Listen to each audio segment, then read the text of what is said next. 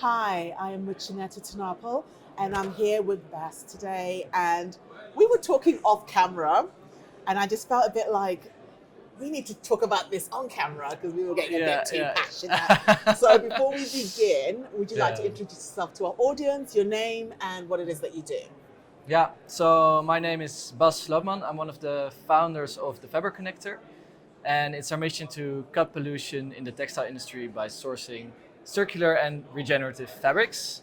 We have a online marketplace, and we help brands and designers basically produce more sustainably, um, and also, explore their creative powers through that stock. I like the fact that you have your cape on, Yeah. ready to help brands through this particular process. But I am curious, how have the brands been responding? Because I do feel sometimes they are a bit slow in making changes, Yeah. and also a little suspicious, dare I say, about whether Mhm. to try something new. So, Yeah. what's been your experience with brands so far? Has it been positive? Has it been a little negative? It's been really mixed. Okay. We see that, especially the newer upcoming brands that are not so much stuck in their old ways yet, because they don't have them, they are really open and responsive, and they want to be helped, and they want to also help, create a better, more sustainable system. But we also see that on the other side, the more, incumbent brands, the ones that are there for a longer time, they just have their ways of doing. They don't want to change the process. They're kind of a little bit stuck, and we can help them by taking small steps. But we really need to take it step by step. Otherwise, it's too difficult. I I've heard that before with other businesses where they've said that the more traditional brands kind of take that approach of like, what we're doing is fine. We Yeah, don't need to change. It makes us money yeah, and we're good. yeah. And then you got the smaller brands that identify that the industry has little holes that need to be fixed. So therefore they're a bit more flexible in how they change. Hmm. But the bad side, I think personally, is that the traditional brands have the money there in theory. So they could Yeah, support new initiatives a bit better than the new brands or startups yeah. because they don't have the finance quite yet. Would you say that traditional brands or even just the industry itself is supportive of new initiatives or new changes? I think there are a lot of good initiatives out there, Mm. from like subsidies to accelerator programs to people helping. But I feel like a lot of these are coming from governments, local, national, and maybe some of the philanthropic things from the big brands. But I also feel like that a lot of brands don't find it their responsibility to take this. They're like, yeah, as long as we stay within regulations, we are doing what we can, right? And this, I think this is one of the key words here in the whole transition is this responsibility, and like, what do you feel that you can do as a brand without also like hurting your own shareholders, right? Yes. Because every decision that they make has to go through the CFO, Oh, yes, and of if on course. the bottom line it doesn't make them more money, or if it's a risk, then Uh-huh. they will not decide to do it. Do you think maybe we need to change the language that we communicate? So, for example, if you're able to communicate your initiative in a way that the CFO feels they will make money, Yeah, then they will more likely come on board. But if it sounds like it will cost them money, then the chances are they probably wouldn't, right? frame it as an opportunity There rather you than a go. cost. Yeah. That's it. I completely agree with you on that. I feel like Mhm. it is how you definitely frame it. Yeah. So, how can we learn to kind of change our language and change our approach so brands do listen? Have you found that you find yourself doing that as well, like changing how you Yeah, it's frame your about, conversation? see, okay, so what do these brands want, right? We still live in a system where the biggest purpose is to sell more products. Yes. This is what a lot of the brands are there for. And of course, they have their stories about their values and everything, which is important, but they also want to sell more products. Yes. So, what we are trying to figure out is how we can make our storytelling in line with their vision and their goals of selling their products. Okay. And we really feel that in terms of what we do with the dead stock and the clean fabrics, the dead stock fabrics, they are even cheaper, so there is a financial benefit there. but they are not always large enough quantities for the bigger brands. Yes. So for them to take this step to a more sustainable approach, they sometimes need to invest in better materials. But there's also been a lot of studies that with the right storytelling towards the consumers, more than 60% of consumers are actually willing to pay this extra bonus on top of what they would usually pay for the sustainability benefits. But storytelling here is key. Yeah.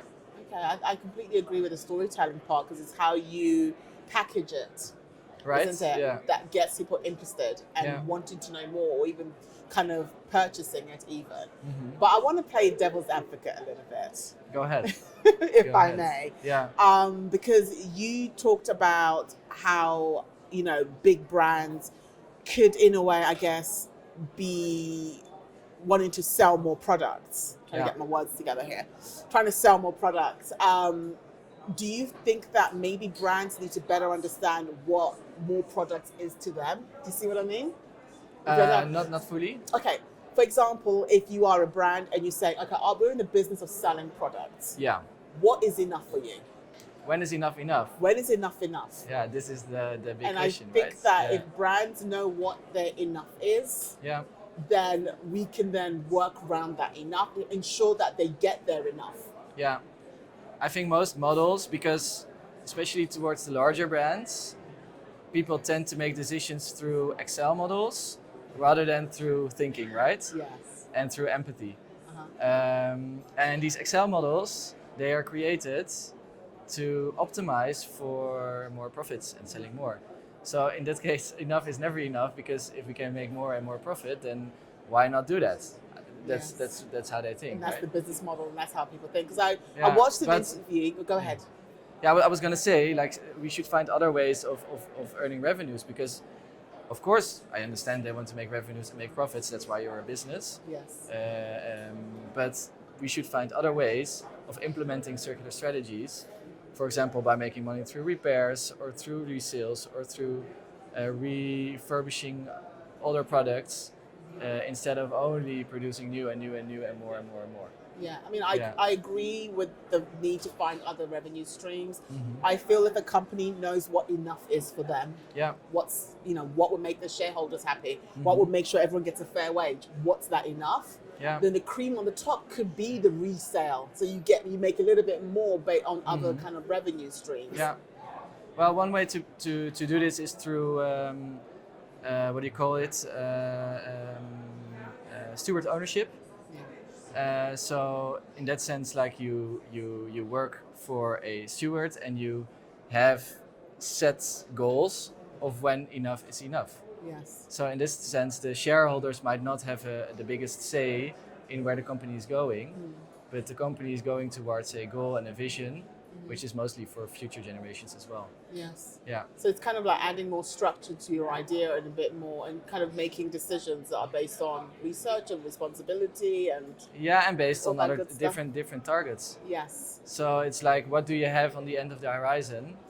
Is it shareholders screaming like, "Hey, we want more return on investment," Yes. or is it a steward-owned company that has on the end of the horizon like making products that are in line with future generations and the health of the planet and biodiversity and Yes. all these kinds of stuff? Yeah. I mean, we said earlier, I think when it comes to conversations, it's important you reframe it. I think there's a way you can speak to shareholders so they understand. They Sure. can understand, like, this is for the good of the company. It's not about you getting a load of money in one moment. It's about you getting good money throughout. Right. Yeah. So are you looking short term next year, There you or are you go. looking 50 years ahead? That's it. Yeah. Do you want your grandchildren to continue getting a bit of profit, or are you looking just to get profit in the next 5 years and make it really high? Yeah. You know, And sell it again. and sell it again. There Yeah, you go. yeah. So I think it's about understanding what's important for you and what's important for your companies. Yeah. And dare I say, I think it's about speaking to the right people, those CEOs, Yeah. those CFOs, not to the sustainability manager. They're already convinced. Yeah. They know what's going on. They know what needs to be done, Mm-hmm. but they're not the complete decision makers. The shareholders are, the CEOs are, the CFOs are. They're the ones that need to be Yeah. spoken to. Yeah, and to be honest, I feel like circular and circular solutions, they always sound really expensive, They do. but they often are really not. Like sometimes they cost you an investment, but you can also see that you can earn back this investment over time. And I think this is really what we, yeah, should make visible. And I know there's people working on this, on models to make actually also the investment visible versus what you get back from it. And then it's a whole different conversation that you're having. Yes. Yeah. I think that's a really strong point. And I'm just going to repeat it for those who might not have caught what he said. It might sound expensive, but actually it's not expensive as it sounds, because you get a return on investment, right? Oftentimes, yes. Yes. So what you put in is what you get out. Exactly. And not always, but sometimes you get even more. And this you can balance. Yes. So that's why I'm also advising brands, like, take a first step. Start, for example, by choosing better materials, or start with a repair strategy, or do the first step that you can do, and then build it out from there and just see how your customers respond. If you're doing more sales, if you're making actually profits on the repairs, for example. I know that some brands do, for example. And this way you can slowly build it out towards a more regenerative circular system. I think that's good advice. You're not expecting them to run. They can start by crawling first. Yeah, and kind of get into, then slowly build up on it. Yeah, I think this is the best way to go. Okay. And we've seen that with brands that, for example, take it all at once and they want to do everything perfectly and they kind of paralyze themselves. Yeah. This might also not be the most financially sustainable way to do it. So you want this all three, like you want economically sustainable, financially sustainable, and also for the people. And in that sense, it's better to take it, step by step. And also it ends up costing them more money. Because when they do all this researching and they put their money in this and that, and then they stop it after 2 years.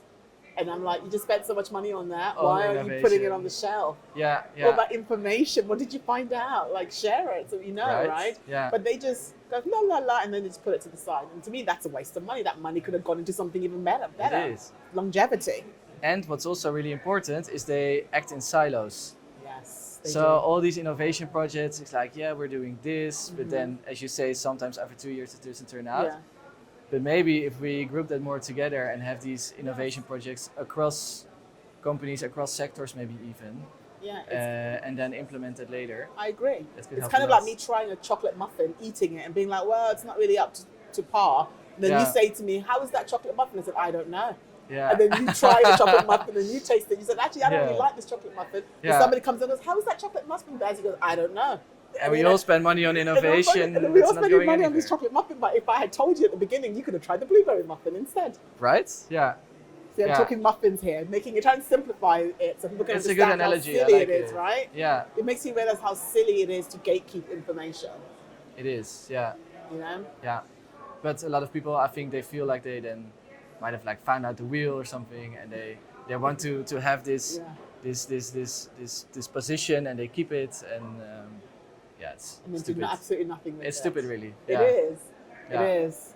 I go down, you go down. That's what I always say to India. Yeah. We're in this together, right? But it's actually a funny point that you make, because this transition is coming anyway. It is. The question is it coming by force, through regulations, or just a ecological system that's giving up? Or is it coming because we are carefully doing it and taking it step by step? Yeah. And actually doing it in a way that the current businesses can still continue to thrive? Yes. That's the question, I'd say let's go for the second one. I would definitely go for the second one, right? So I think it just has to make sense to people. So I think a lot of the different changes and expectations don't make sense. And when you don't know something, you don't go ahead with it. You just don't. You stop. And I don't think we can even blame most people, right? No. Also, what you see in the textile value chain is that a lot of the innovations have to be done early on in the chain, but a lot of the margins are made at the end of the chain. Yes. So we have to kind of bridge this gap, and especially when businesses in the beginning of the chain are more so worried about, providing for their families rather than doing good for the world. We can't blame them, but we just have to find a way to. I think you could call this chain financing, that also businesses at the end already invest in innovations early on in the value chain, and they reap the benefits of that all together. Yes. And this could really help take a step forward, I I believe. completely agree with you. It's not a blame Yeah. game, right? It's No. about trying to solve a problem little by Together. little together. Yeah. That's it. That's the key word. Yeah. So you're here at Munich Fabric Start. Mhm. Are you showcasing here? Is it your first time? It's our first time we have a stand here. So we have a partnership with MFS, and we just built this impact measurement tool. Oh, okay. Getting back to the storytelling, we feel it's really important that the designers and brands that come here, they feel what the impact of their material choices really is. So with this tool, they can select the fabrics that they have, the amount of meters, the GSM, and they see how much water they save, how much CO2 they prevent, and how much land use is not used because of making, for example, the decision to go to dead stock cotton rather than regular cotton, or to go for organic cotton rather than regular cotton. And this helps them really feel their impact and hopefully also make the other decisions. Sounds like a very good tool. Because Yeah. I feel like when you see your impact, you make changes because you can physically see. You can see it. You can be like, oh, okay, this is what I need to do. Yeah. Rather Yeah. than be told, you actually mean- feel it. Yeah, I mean, so numbers, people don't feel numbers, right? So we express it in terms of bathtubs and kilometers driven by a car and tennis fields for land use to make people really picture it. Yes. And even I was surprised by the actual amount. Like it's really high even for just a few thousand meters. Wow. So imagine if this whole fair, Uh-huh. if they all would make like just a tiny bit of a better decision, the amount of pollution that we can prevent, it's huge. Wow. Yeah. And how do people access this tool outside of Munich Fabric Start? Is it available online or? Yeah, it's completely free and it's available on our website, Okay. fabricconnector.com/impact. You heard that? Fabricconnector.com/impact. Yeah. And it's free to use, and we are happy to advise people on how to use that and how to also implement that, and how to use the outcome as a storytelling towards their consumers. Because in the end, the consumers pay for the garments. Yes. So they also need to be taken along in this storytelling, because even if they don't know, they might go for the cheaper option.